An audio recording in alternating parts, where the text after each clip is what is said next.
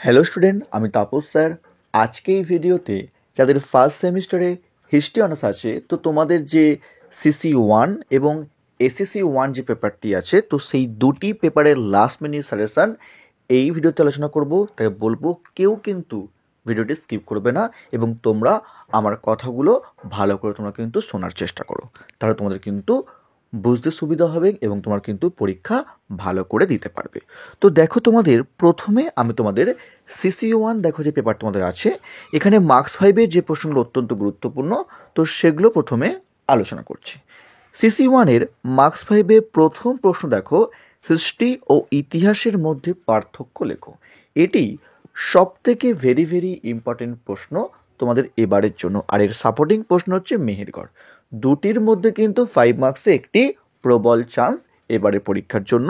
তোমরা দুটো করলে তোমরা কিন্তু অবশ্যই একটা পরীক্ষায় পেয়ে যাবে।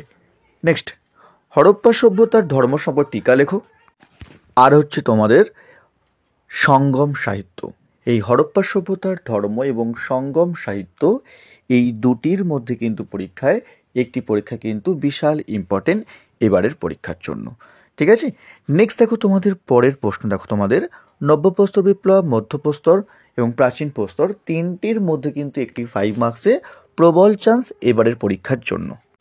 তবে নব্যপ্রস্তর এই প্রশ্নটা কিন্তু 20 মার্কসে আসলেও আসতে পারে। নেক্সট, আলেকজান্ডারের ভারত আক্রমণের কারণ ও ফলাফল, আজীবিক ধর্ম। তো এই চারটে প্রশ্ন তোমরা কিন্তু সব থেকে তোমরা কিন্তু ভালো করে করবে। 5 মার্কসের জন্য তোমাদের বলবো তোমরা এই চারটে প্রশ্ন সব থেকে আগে এবং সব থেকে ভালো করে তোমরা কিন্তু করে যাবে। নেক্সট আসবো তোমাদের সাপোর্টিং প্রশ্ন, অর্থাৎ দেখো তোমাদের এইগুলো ভালো করে করার পর তারপর তোমরা কিছু প্রশ্ন তোমরা যা সাপোর্টিং দিয়ে যাবে। যদি বাই চান্স তোমাদের প্রশ্ন খুব কঠিন হয়ে থাকে তখন তোমাদের কিন্তু কাজে লাগবে। আর যারা হয়তো দুর্বল স্টুডেন্ট তারা এই চারটেই তারা কিন্তু পড়ে যাওয়ার চেষ্টা করো। নেক্সট দেখো তোমাদের পরের প্রশ্ন দেখো, সাপোর্টিং প্রশ্ন, চতুরাশ্রম এবং অষ্টাঙ্গিক মার্গ। এই দুটি প্রশ্ন তোমাদের সাপোর্টিং দিয়ে যদি পারো তোমরা বৌদ্ধ এবং জৈন ধর্মের যে পার্থক্যটা আছে তোমরা জাস্ট দেখে যেও। এবারে আসবো দেখো তোমাদের 20 মার্কসের যে প্রশ্নগুলো আছে। দেখো 20 মার্কসে তোমাদের প্রথম প্রশ্ন দেখো, তোমাদের প্রাচীন ভারতের ইতিহাস রচনায় দেশীয় ও বিদেশি সাহিত্যের তুলনামূলক আলোচনা করো। অথবা এরকম আসতে পারে যে দেশীয় সাহিত্যের ভূমিকা বা গুরুত্ব লেখো, অথবা আসতে পারে বিদেশি সাহিত্যের ভূমিকা বা গুরুত্ব। তোমাদের কিন্তু এগুলো তোমাদের কিন্তু 5 মার্কসও আসতে পারে। তাই তোমাদের বলবো 1 নম্বর প্রশ্নটা খুবই গুরুত্বপূর্ণ প্রশ্ন এবং এবছর তোমাদের কিন্তু এটি পরীক্ষা কিন্তু বিশালই ইম্পর্টেন্ট তোমাদের এবারের জন্য। নেক্সট প্রশ্ন, প্রাচীন ভারতের ইতিহাস চর্চায় প্রত্নতাত্ত্বিক উপাদানের গুরুত্ব লেখো। এই দুটির মধ্যে কিন্তু একটা পরীক্ষায় বিশালই ইম্পর্টেন্ট, এমনকি এখান থেকে তোমাদের কিন্তু দুটির মধ্যে থেকে হয়তো তোমাদের পরীক্ষা আসতেই পারে প্রত্নতাত্ত্বিক উপাদানের গুরুত্ব 20 মার্কসে, এখান থেকে তোমাদের 5 মার্কসে এলো বিদেশি সাহিত্যের গুরুত্ব। তো তোমাদের কিন্তু দুটোর মধ্যে দুটো কিন্তু আসতে পারে, হয়তো একটা 20 মার্কসে অথবা একটা তোমরা কিন্তু 5 মার্কসে। তাই দুটো করে তোমরা কিন্তু অবশ্যই তোমরা কিন্তু একটি তোমরা কিন্তু 20 মার্কস কিন্তু পেয়ে যাবে। নেক্সট দেখো তোমাদের পরের প্রশ্ন দেখো, তোমাদের 20 মার্কসের জন্য দেখো তোমাদের হরপ্পা সংস্কৃতির বিস্তার আলোচনা করো, এই সভ্যতার বৈশিষ্ট্যগুলি আলোচনা করো। 20 মার্কসের প্রশ্ন, ভেরি ভেরি ইম্পর্টেন্ট প্রশ্ন। অথবা তোমাদের আসতে পারে হরপ্পা সভ্যতার নগর পরিকল্পনা, টিকা লেখো 5 মার্কসে। ঠিক আছে, কি বললাম, বিশালই ইম্পর্টেন্ট প্রশ্ন। তোমরা কিন্তু পারলে তোমরা একটু ভালো করে শুনে নাও যে হরপ্পা সংস্কৃতির বিস্তার 5 মার্কস আসতে পারে, অথবা তোমাদের আসতে পারে হরপ্পা সভ্যতার বৈশিষ্ট্য বা নগর পরিকল্পনা 5 মার্কস আসতে পারে। তোরা কিন্তু 20 মার্কসও কিন্তু এটা বিশাল ইম্পর্টেন্ট। এরই সাপোর্টিং প্রশ্ন, সিন্ধু সভ্যতার অর্থনৈতিক ও ধর্মীয় জীবন আলোচনা করো, অথবা আসতে পারে এই সভ্যতার পতনের কারণগুলি আলোচনা করো বা হরপ্পা সভ্যতার পতনের কারণগুলি আলোচনা করো। 3 এবং 4 দুটির মধ্যে তোমাদের কিন্তু একটা 20 মার্কস আসতে পারে এবং এখান থেকে তোমাদের একটা কিন্তু 5 মার্কসও আসতে পারে। তোমরা বলবো সব থেকে বেশি ইম্পর্টেন্ট তোমাদের কিন্তু এই চারটে প্রশ্ন, এর মধ্যে তোমাদের কিন্তু দুখানা পরীক্ষা কিন্তু আসতে পারে। নেক্সট আসবো তোমাদের দেখো পরের প্রশ্ন দেখো, তোমাদের খ্রিস্টপূর্ব 6শ শতকে উত্তর ভারতের রাজনীতিকে মগধ কীভাবে নিয়ন্ত্রণ করেছিল, রাজনীতিকে মগধ কীভাবে নিয়ন্ত্রণ করেছিল। অথবা আসতে পারে মগধের উত্থানের কারণগুলি লেখো। এটিও তোমাদের কিন্তু 20 মার্কস আসতে পারে, অথবা তোমাদের কিন্তু 5 মার্কসও আসতে পারে। নেক্সট, ষোড়শ মহাজন পদ সম্পর্কে টিকা লেখো। এই দুটোর মধ্যে কিন্তু একটা আশা শোনা কিন্তু অত্যন্ত প্রবল। তোমাদের বলবো তোমরা এই 6টা প্রশ্ন তোমরা সব থেকে তোমরা কিন্তু ভালো করে রেডি করবে। সিসি ওয়ানে তোমরা এই 6টি প্রশ্ন সব থেকে ভালো করে রেডি করার পর তোমাদের কিছু সাপোর্টিং প্রশ্ন দিচ্ছি তোমাদেরকে, তোমরা এই 6টা ভালো করে করার পর তারপর তোমরা যদি পারো অবশ্যই তোমরা কিছু সাপোর্টিং প্রশ্ন করে যেও। যদি প্রশ্ন কঠিন হয় তাহলে তোমাদের কিন্তু এই সাপোর্টিং প্রশ্ন কিন্তু কাজে লাগবে। দেখো তোমাদের সাপোর্টিং প্রশ্ন, তোমাদের প্রথম প্রশ্ন দেখো, আর্যদের আদি বাসস্থান সংক্রান্ত যে বিতর্ক তা আলোচনা করো। এটি সাপোর্টিং প্রশ্ন এবং তোমাদের কিন্তু পরীক্ষায় বিশাল বিশাল ইম্পর্টেন্ট এবারের জন্য। নেক্সট, ঋগ্বৈদিক যুগে অর্থনৈতিক ও সামাজিক বা রাজনৈতিক জীবন আলোচনা করো। পরবর্তী বৈদিক যুগে এক্ষেত্রে কী কী পরিবর্তন লক্ষ্য করা যায়। তো এই দুটির মধ্যে কিন্তু একটা অবশ্যই আসবে, ঠিক আছে? অবশ্যই তোমরা কিন্তু দুটো করলে তোমরা কিন্তু একটা পরীক্ষা তোমরা কিন্তু অবশ্যই তোমরা কিন্তু কমন পাবে। ভেরি ভেরি ইম্পর্টেন্ট প্রশ্ন এবং তোমাদের কিন্তু পরীক্ষায় বিশাল বিশাল ইম্পর্টেন্ট। লাস্ট তোমাদের এক্সট্রা প্রশ্ন দেখো, তোমাদের দিয়েছি একটা তোমাদের আমি লাস্ট প্রশ্ন। খ্রিস্টপূর্ব 6ষ্ঠ শতকে ভারতে প্রতিবাদী আন্দোলন সমূহের উদ্ভবের আর্থসামাজিক ও ধর্মীয় প্রেক্ষাপট কী ছিল? ঠিক আছে, বা প্রশ্ন আসতে পারে প্রতিবাদী ধর্ম আন্দোলনের উদ্ভবের কারণগুলো আলোচনা করো, অথবা আসতে পারে জৈন বৌদ্ধ ধর্মের উত্থানের কারণগুলো আলোচনা করো। একই ব্যাপার তোমাদের কিন্তু একই উত্তর হবে তোমাদের।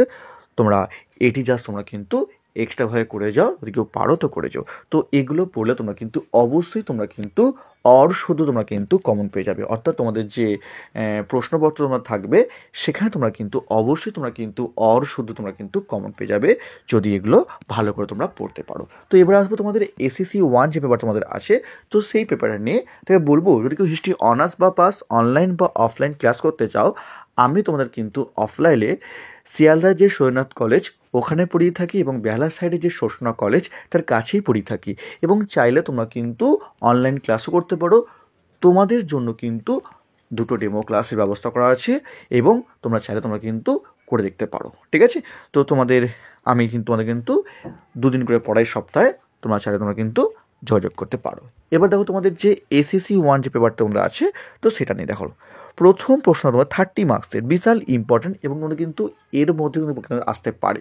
সাম্প্রতিককালে তোমার দেখা কিংবা তথ্য প্রযুক্তির মাধ্যমে পরিদর্শন করা কোনো একটি সংগ্রহশালা বা মিউজিয়াম বলতে পারে, মিউজিয়াম বা লেখাগারের উপর একটি প্রতিবেদন লেখো।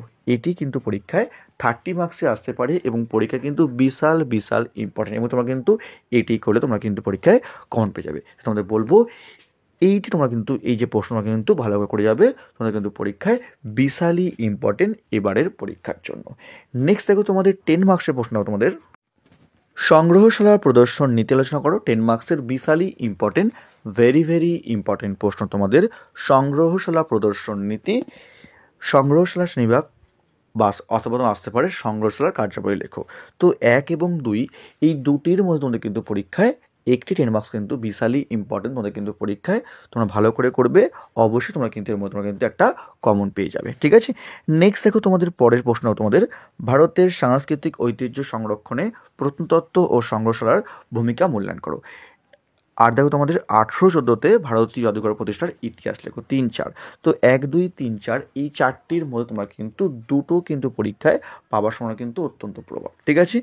নেক্সট দেখো তোমাদের পরের প্রশ্ন দেখো তোমাদের এটা আসবে তোমাদের কি না লেখাগারের কার্যাবলী অথবা লেখাগার শ্রেণীবিভাগ আসতে পারে, অথবা দেখো তোমাদের লেখাগার বলতে কী বোঝো, শিক্ষা সমাজের সম্প্রসারণে লেখাগারের ভূমিকা লেখো, অথবা আসতে পারে উচ্চশিক্ষা সম্প্রসারণে লেখাগারের ভূমিকা লেখো। তো এই 1 থেকে 6 তোমরা কিন্তু কমন পড়ে গেলে তোমরা কিন্তু অবশ্যই তোমরা কিন্তু এর মধ্যেই তোমরা কিন্তু 2 থেকে 3 তোমরা কমন পেয়ে যাবে এবং তোমরা কিন্তু লিখতে পারবে। আর তবে যদি প্রশ্নপত্র খুব কঠিন হয়ে থাকে তাহলে তোমাদের কিছু এক্সট্রা প্রশ্ন দিচ্ছি তোমাদেরকে আমি, তোমরা পারলে করে যেও, কারণ তোমরা কিন্তু বলবো আমি 1 থেকে 6 তোমরা সব থেকে ভালো করে করবে। তারপর তোমরা যদি টাইম পাও সম্ভব হয় তাহলে তোমরা কিন্তু এই এক্সট্রাগুলো বা সাপোর্টিংগুলো তোমরা কিন্তু করে যেতে পারো। দেখো এক্সট্রা প্রশ্নগুলো, প্রথম সাপোর্টিং তোমাদের নিবন্ধীকরণ বলতে কী বোঝো, এর পর্যায়গুলো লেখো। পরের প্রশ্ন দেখো সংগ্রহশালায় লিপিবদ্ধকরণ বলতে কী বোঝো, এর বিভিন্ন পর্যায়গুলো লেখো। এটা তোমার সাপোর্টিং প্রশ্ন, তোমরা যে পারলে দেখে যেও। আর লাস্ট তোমাদের এক্সট্রা প্রশ্ন 1784-তে এশিয়াটিক সোসাইটির প্রতিষ্ঠার মধ্যে দিয়ে ভারতের সংগ্রহশালা আন্দোলনের যে সূচনা হয়েছিল ইতিহাস, সেই সংগ্রহশালার সূচনার ইতিহাস তোমরা কিন্তু সংক্ষেপে আলোচনা করো।